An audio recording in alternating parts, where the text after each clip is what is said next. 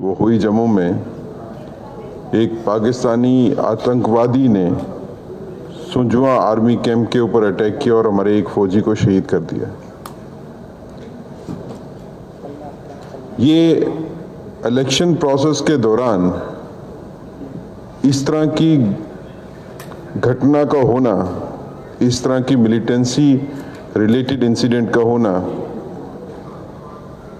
हमारे को रिमाइंड करवाता है कि हमारा रिजॉल्व कितना मजबूत होना चाहिए इस मिलिटेंसी को ख़त्म करने का।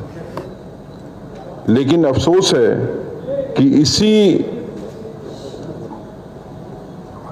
इलेक्शन के चलते हुए राजनीतिक फायदे की वजह से लोगों को गुमराह करने के लिए नेशनल कॉन्फ्रेंस और कांग्रेस बात करती है पाकिस्तान से बात करने की। किस पाकिस्तान से बात करना चाहते हो? आप उस पाकिस्तान से बात करने की वकालत करते हो जिन्होंने आज आतंकवादी भेज के जम्मू की धरती को लहूलुहान किया। आप उनसे बात करने की बात करते हो जिनकी वजह से आज हमारा एक फौजी शहीद हो गया। आप उनसे बात करते हो जिनसे बात करने का मतलब है कि हमने उन ताकतों को मजबूत करना है जिन्होंने आतंकी हमले जम्मू कश्मीर में करवाए। लगातार इनकाउंटर चल रहे हैं और लगातार बातें चल रही हैं कि पाकिस्तान से बात होनी चाहिए। भारतीय जनता पार्टी का मानना है कि पाकिस्तान से बिल्कुल कोई बात जो है वो नहीं होनी चाहिए। हमारी बात पाकिस्तान से पीओजे को वापस लेने की है। पाकिस्तान एक आतंकी मुल्क है जो जम्मू कश्मीर की धरती के ऊपर आतंकवादियों को भेज रहा है, और जो हमारी धरती पे आतंकवादियों को भेज रहा है उसके साथ बातचीत नहीं हो सकती। उसके साथ उसी जुबान में बात होगी जिस जुबान को वो समझते हैं। आज बात उमर अब्दुल्ला करते हैं पॉलिटिक्स ऑफ डिसीट की। कौन करता है पॉलिटिक्स ऑफ डिसीट? उमर साहब करते हैं। 370 खत्म हुआ तो उमर साहब ने कहा कि नेशनल कॉन्फ्रेंस पार्टिसिपेट नहीं करेगी इलेक्शन में। फिर किया। पार्लियामेंट्री इलेक्शन हुए तो पहले आनाकानी की, बाद में इलेक्शन लड़े और बुरी तरीके से हारे। अब जब असेंबली का इलेक्शन शुरू होता है तो यही उमर साहब कहते हैं कि मैं इलेक्शन नहीं लड़ूंगा। बाद में अब गांधरबल से इलेक्शन लड़ रहे हैं। आपकी किसी एक बात पे यकीन कोई कैसे करे? उमर अब्दुल्ला सियासी। तो आप मुझे बताइए कि जेल में बेकसूर कौन कैद होता है? जेल में अगर कोई कैद है तो किसी कानून के तहत कैद है ना।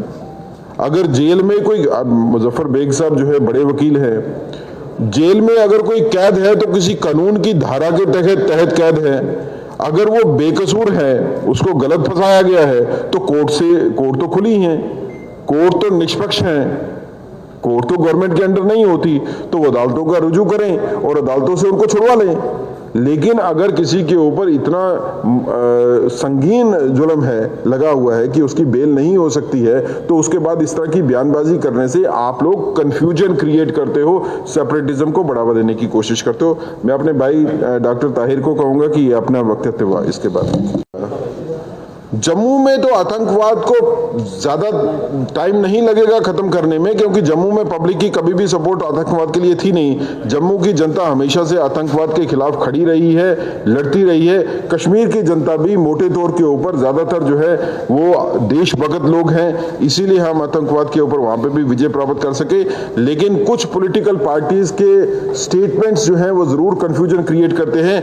आज अगर कांग्रेस और नेशनल कॉन्फ्रेंस और पीडीपी भारतीय जनता पार्टी के साथ आके खड़ी हो जाए कि आतंकवाद के खिलाफ लड़ने के लिए सब पॉलिटिकल पार्टी साथ में हैं, तो मुझे नहीं लगता है कि आतंकवाद जो है वो उसको खत्म करने में टाइम लगेगा। लेकिन अनफॉर्चुनेटली सिर्फ भारतीय जनता पार्टी है जो बात करती है कि आतंकवाद को पूरे का पूरा नाश करना है। बाकी पॉलिटिकल पार्टीज जो है वो अपने एजेंडा को मोल्ड करती हैं। अगर नेशनल कॉन्फ्रेंस बात करती है पाकिस्तान से बात करने की, कैदियों को छोड़ने की, तो आज अगर वहीद परा पीडीपी के स्पोक्स पर्सन हैं, बड़े हैं, उनके इलेक्शन लड़ रहे हैं, वो कहते हैं कि अगर जमात वाले हमारे को अप्रोच करें तो हम जमात को भी टिकट दे सकते हैं।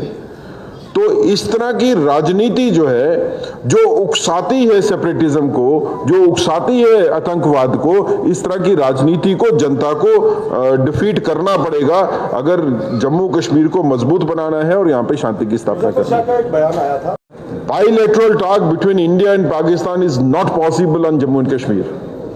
Bilateral talk with Pakistan can only happen to find out the way in which we can get POJK back to us. So far as Jammu and Kashmir is concerned, this is an integral part of India और इसके ऊपर हमारे को किसी दूसरे आदमी से बात करने की ज़रूरत नहीं है। अगर जम्मू कश्मीर में युवा को कोई प्रॉब्लम है, महिलाओं को कोई प्रॉब्लम है, किसानों को कोई प्रॉब्लम है, तो हम उनसे बात करेंगे। गवर्नमेंट को बात करनी चाहिए उन लोगों से जो जम्मू कश्मीर के बीच में रहते हैं। जम्मू कश्मीर के बाहर से किसी से बात करनी हो, भारतीय जनता पार्टी इस चीज को नहीं मानती। जम्मू संभाग में आतंकी घटनाएं बढ़ी और जम्मू संभाग में ज्यादातर आतंकी हमले हुए हैं और इसमें काफी ज्यादा सेना के जवान जो है वो शहीद हुए हैं। क्या केंद्र सरकार जो पिछले 4 सालों में 370 खत्म करने के बाद 4 सालों में जो अचीवमेंट है, क्या इस साल केंद्र सरकार ने कोई नीति में बदलाव किया है या उनकी नीतियों में कोई ढीलापन है जिससे ये आतंकवादी घटनाएं बढ़ी हैं या सुरक्षा एजेंसियों के काम करने के तरीके में कोई बदलाव आया? देखिए, जहाँ तक सेंट्रल गवर्नमेंट की बात है और सिक्योरिटी फोर्सेस की बात है, जीरो टॉलरेंस की पॉलिसी हम फॉलो कर रहे हैं। हम किसी भी आतंकी घटना के लिए जीरो टॉलरेंस है। जो आतंकी यहाँ पे आ गया जम्मू कश्मीर की धरती के ऊपर, वो जिंदा वापस नहीं जाएगा, उसकी लाश ही वापस जाएगी। लेकिन कोशिश ये है कि जब तक वो जम्मू कश्मीर की धरती के ऊपर है, वो किसी को नुकसान ना पहुंचा पाए। इसके लिए एक विस्तृत जो है वो पॉलिसी जो है वो गवर्नमेंट ऑफ इंडिया की भी है, सिक्योरिटी फोर्सेस की भी है और आने वाले वक्त में जो है जैसे मजबूती के साथ हम लड़ रहे हैं आतंकवाद के साथ, वैसे हम इस पे जल्दी विजय प्राप्त करेंगे। सर, जैसे कि कश्मीर नेशनल कॉन्फ्रेंस और कांग्रेस के तमाम नेता यही कहते हुए आ रहे हैं कि 2014 से जम्मू कश्मीर में ज्यादा आतंकवाद बढ़ा है। देखिए, नेशनल कॉन्फ्रेंस के मैनिफेस्टो का अगर आप देखेंगे और कांग्रेस की लगातार जो है टिप्पणियां जो कांग्रेस की भी आ रही हैं कि बातचीत होनी चाहिए वगैरह, ये किसको बढ़ावा देती है? अगर पूरे का पूरा राष्ट्र एक खड़ा हो जाए, सारी पॉलिटिकल पार्टीज एक खड़ी हो जाए कि हमने आतंकवादियों से कोई बात नहीं करनी है, पाकिस्तान से कोई बात नहीं करनी है, लड़ना है और लड़के आतंकवाद को खत्म करना है, कोई आतंकी जम्मू कश्मीर में नहीं आएगा। ये इस तरह की विरोधाभास जो होता है, उसी से आतंकवादियों को समर्थन मिलता है। ये आतंकवादियों के समर्थन, राजनीतिक समर्थन जो बयान आते हैं, उसका ये नतीजा होता है कि आतंकवादी जम्मू कश्मीर की धरती पे आते हैं। आज जो यहाँ पे अटैक हुआ, मिलिटेंसी का अटैक हुआ, जहाँ पे हम बैठे हैं, जब भारतीय जनता पार्टी का मीडिया सेंटर आधा किलोमीटर यहाँ से दूर है और मीडिया सेंटर को देख लीजिए, ये कोई बड़ा सुरक्षा का घेरा यहाँ पे नहीं है। ये अटैक अगर वहां पे हो सकता है तो मीडिया सेंटर पे भी हो सकता था। किन ताकतों को रोकने की कोशिश की जा रही है मिलिटेंट के द्वारा, इसको आपको ध्यान देने की जरूरत है। सर, मेरा सवाल रहेगा, बॉर्डर पे जो इस समय गोलीबारी का जो है बिल्कुल खत्म है और जो बॉर्डर के लोग हैं बिल्कुल शांत है। ये बातचीत का नतीजा है कि इस समय जो बॉर्डर के लोग हैं बिल्कुल सुरक्षित हैं और खेती बाड़ी कर रहे हैं और ये बातचीत का ही नतीजा। आपके मतलब आप कह रहे हैं बातचीत नहीं, इसका हल क्या है? देखिए, अगर बॉर्डर के ऊपर आज शांति है तो सिर्फ बातचीत की वजह से नहीं है। बॉर्डर के ऊपर शांति इसलिए है कि पाकिस्तान को पता है कि हिंदुस्तान का मुकाबला करना मुश्किल है। पाकिस्तान बीच बीच में कोशिशें करता है गोलीबारी करने की। जब उस गोलीबारी का जवाब जो है 10 गुना ज्यादा गोलीबारी से मिलता है तो पाकिस्तान को चुप करना पड़ता है। आज पाकिस्तान चुप है क्योंकि बॉर्डर के ऊपर चुप है, क्योंकि उसके पास कोई और ऑप्शन नहीं है।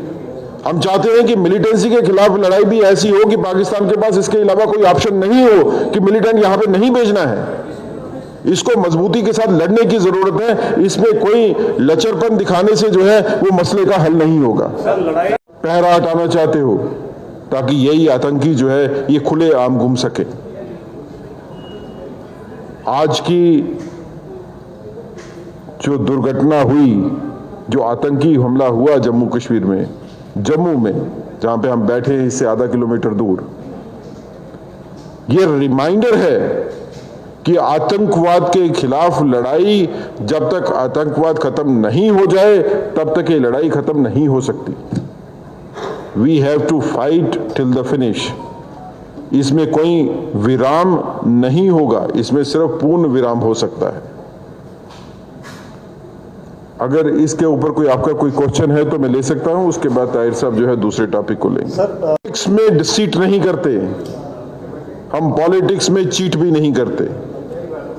भारतीय जनता पार्टी ने कहा कि हम आर्टिकल 370 को खत्म करेंगे, और हमने कब कहा? उस टाइम पे जब कोई ये सोच भी नहीं सकता था कि आर्टिकल 370 और 35 से खत्म होगा। लेकिन हमारा रिजॉल्व था और मजबूती के साथ रिजॉल्व था, हम अपने मकसद पे चले, अपनी लाइन पे चले और हमने अपना मकसद अचीव किया। ये भारतीय जनता पार्टी है। अगर भारतीय जनता पार्टी ने कहा कि हम वीडीजी को मजबूत करेंगे, तो भारतीय जनता पार्टी ने वीडीसी की क्रिएशन भी की, वीडीजी को मजबूत भी किया, और आतंकवाद से लड़ने के लिए जो ताकतें सामने आनी चाहिए वो भारतीय जनता पार्टी अग्रणीय है इस चीज के लिए कि आतंकवाद का जब तक पूर्ण विनाश नहीं होगा, जम्मू कश्मीर में स्थायी शांति की स्थापना नहीं होगी। जब तक जम्मू कश्मीर में पूर्ण शांति की स्थापना नहीं होगी, तब तक जम्मू में तरक्की नहीं होगी, जम्मू का युवा खुशहाल नहीं होगा, जम्मू का किसान खुशहाल नहीं होगा, जम्मू की माताएं बहनें शांति से नहीं रह पाएंगी। तो पॉलिटिक्स में इलेक्शन आते हैं, इलेक्शन जाते हैं। इलेक्शन लड़ना जो है वो पॉलिटिकल मकसद हो सकता है, लेकिन इलेक्शन लड़ने से भी कहीं ज्यादा जरूरी है कि देश के लिए खड़े होना। आज नेशनल कॉन्फ्रेंस से और कांग्रेस से सवाल पूछिए कि क्या आप देश के साथ खड़े हैं? क्या आप देश के साथ गद्दारी नहीं कर रहे जब आप कहते हो कि पाकिस्तान से बात करो? क्या आप देश के साथ गद्दारी नहीं कर रहे जब आप कहते हो कि जेलों में जो बंद हैं उनको, कैदियों को हम छोड़ देंगे? इसी तरह की घटनाएं दोबारा होंगी, इसी तरह की दुर्घटनाएं दोबारा होंगी अगर इस तरह से कैदियों को जेलों से छोड़ा गया।